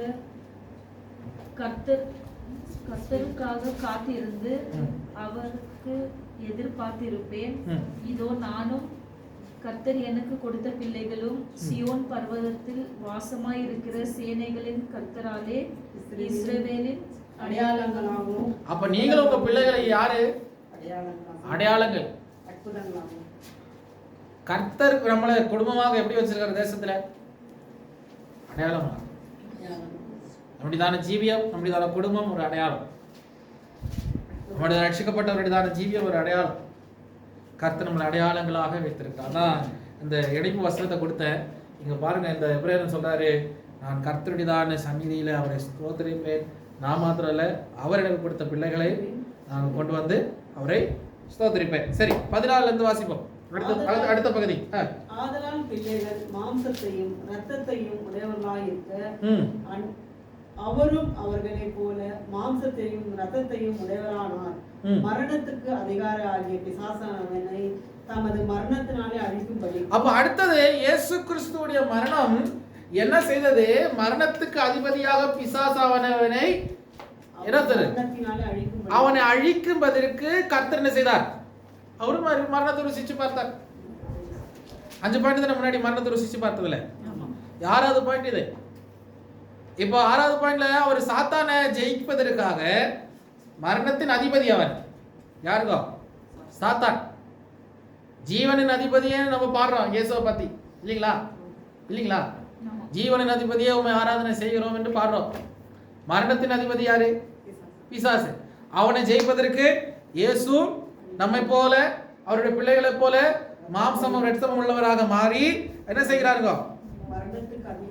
மரணத்துக்கு அதிகாரியான பிசாசை அழிக்கும்படி, அவனை தேற்றும்படியில, அவனை 2 தட்டு தட்டி உட்கார வைக்கிறதுக்குல, அவனை கம்ப்ளீட்டா அழிக்கும்படி இயேசு என்ன செய்தார்? மரணத்தை ஜெயித்தார். அது மரணத்தின் வழியாக கடந்து போனார். அடுத்தது, ஜீவகாலமெல்லாம் மரண பயத்தினாலே அடிமை. அடுத்தது என்ன தெரியுமா? ஜீவகாலமெல்லாம் மரண பயத்தில் அடிமையா இருக்கிறவர்களை விடுவிக்க இயேசு நமக்காக மரித்தார். நல்ல ஒரு எங்க பிரசங்கம் பண்ணலாம் தெரியுங்களா? இது ஒரு சாவல நல்லா பிரசங்கம் பண்ணல இந்த செய்தி நினைக்கிறேன். இப்ப எத்தனை பாயிண்ட் ஆச்சுங்க? 7. 7வது பாயிண்ட், மரண பயத்தில் இருக்கிறதான மனுஷனை மீட்பதற்கு. மரண பயத்தில் இருக்கிற மனுஷன் எல்லாருக்கும் மரண பயம்னு சொல்லு. மரணம் நீ நாளைக்கு செத்துருவாயின்னு சொல்லும் போது என்ன இருக்கும்? குடுக்குடு கைகால ஓட. அதனால இந்த எஸ்ஐயா கேட்ட வந்து சொல்றாரு, நாளைக்கு நான் செத்துருவாயிடா நீ சொல்லும் போது என்ன ஐயா என்ன பண்றாரு? உடனே சவுறு பக்கமா திரும்பி அழுகுறாரு. நமக்கு பண்ணது நீ பரிசுத்தவனே அடிக்க அழுகுறாரு பாரு இல்லையா? ஆனா பாருங்க, நான் பல சாட்சிகளை கேட்டிருக்கேன். பல ஊழியக்காரர்கள், பல பரிசுத்தவான்கள், அவர்களுடைய முடிவில் அவர்களுக்கு ஒரு நம்பிக்கை. என்ன சொல்றாங்க? நான் போறேன், என்னுடைய காலம் நிறைவேறினது, நான் கர்த்தர் சமூகத்தில் போறேன், நீங்களும் என்ன பண்ணணும்? அங்க வரணும், எனக்காக தூதர்கள் வருகிறாங்க. பல பரிசுத்தவான்கள் சொல்றதை நான் கேட்டிருக்கேன், பல சாட்சிகள். அவங்களுக்கு மரணத்தை குறிச்சது என்ன இல்லைங்க? பயம் இல்லை.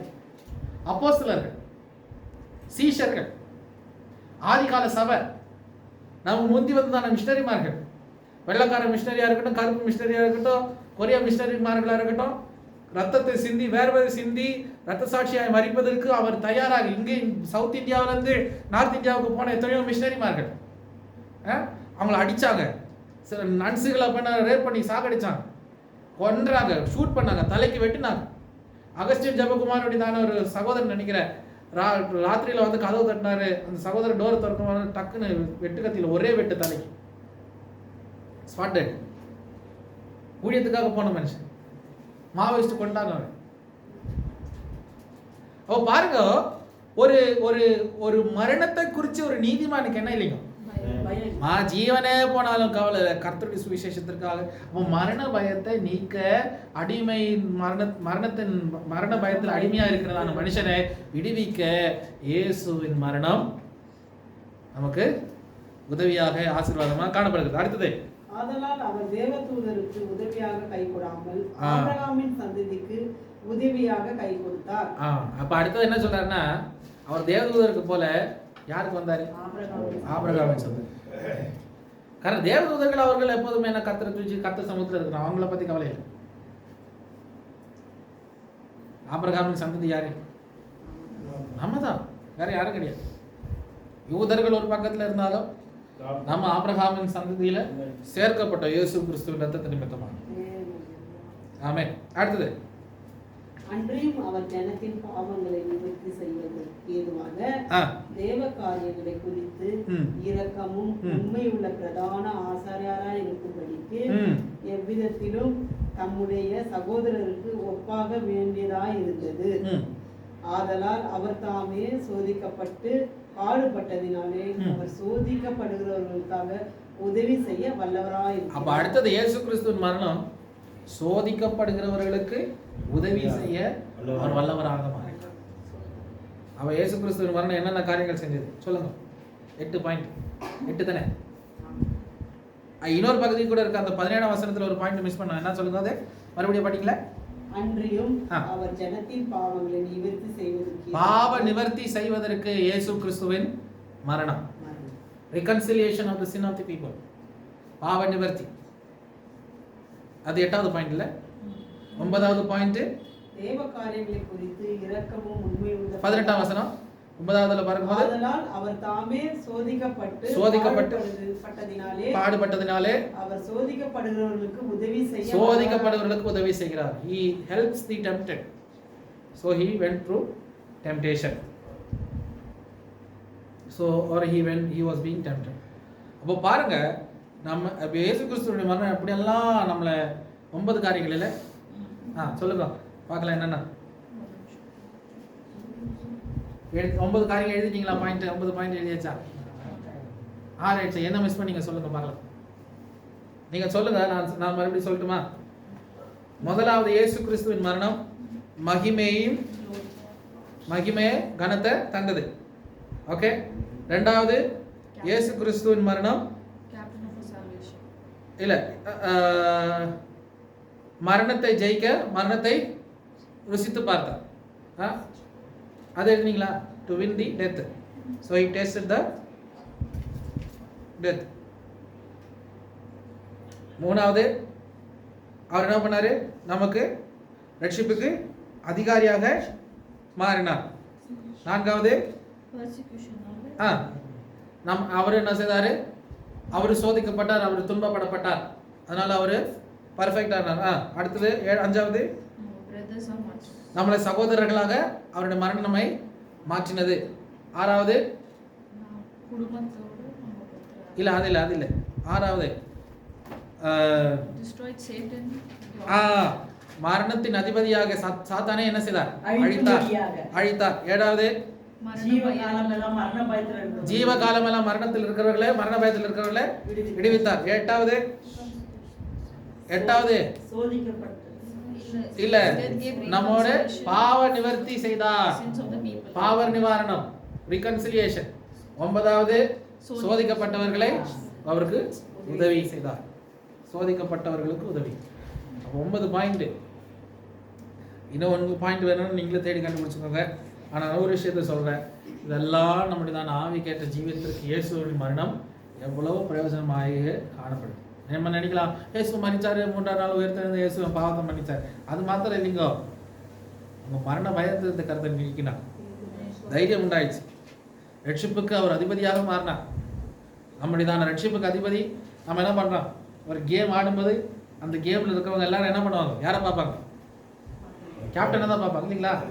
அப்போ நம்முடைய வாழ்க்கையில சில பலவீனங்கள் தோல்விகள் வரும்போது நம்ம யாரை பார்க்குறோம்? நம்முடைய கேப்டனாக இயேசுவை தான். அவர் தான் நமக்கு ரோல் மாடல். அவர் சொல்றாரு, நானும் துன்பத்தின் வழியாக தான் கடந்து போனேன், நானும் வேதனைப்பட்டேன், நானும் துன்பப்பட்டேன், நிலைத்திருக்கிறேன், நீங்களும் நிலைத்திருங்க. உலகத்துல உங்களுக்கு உபத்திரவம் உண்டு, ஆனால் திடம் கொள்ளுங்கள், நான் உலகத்தை ஜெயித்தேன். அவர் ஏன் சொல்றாரு? நான் ஜெயிச்சுனா உங்களாலையும் ஜெயிக்க முடியும். அவர் மனுஷனா வந்தார் இல்லைங்களா? அவர் தூதர்கள் பார்த்து சிறியவராக தானே வந்தார். அப்படி இருக்கும்போது உங்களுக்கும் அப்படி சாதிக்க முடியும். If I can do it, then you also can do it. கர்த்தர் நிரூபிச்சு காட்டுறார் நமக்கு. ஓகே, அப்போ எல்லா வகையிலும் நமக்கு முன் உதாரணமாக இயேசு கிறிஸ்துவின் மரணம் நமக்கு வழிகாட்டியாக காணப்படுகிறது. அடுத்த கிளாஸ் நம்ம என்ன படிக்க போறோம்னா, இயேசு மோசையிலும் பெரியவர் என்று படிக்க போறோம். இயேசு மோசையிலும் பெரியவர். இன்றைக்கு நம்ம படிச்சது இயேசு கிறிஸ்துவின் மரணம், ரெண்டாவது இயேசு தூதர்களை பார்க்கிலும் பெரியவர். எப்படி தெரியுது உங்களுக்கு சப்ஜெக்ட்? எப்படி தெரியுது சப்ஜெக்ட் இது வரைக்கும் உங்களுக்கு?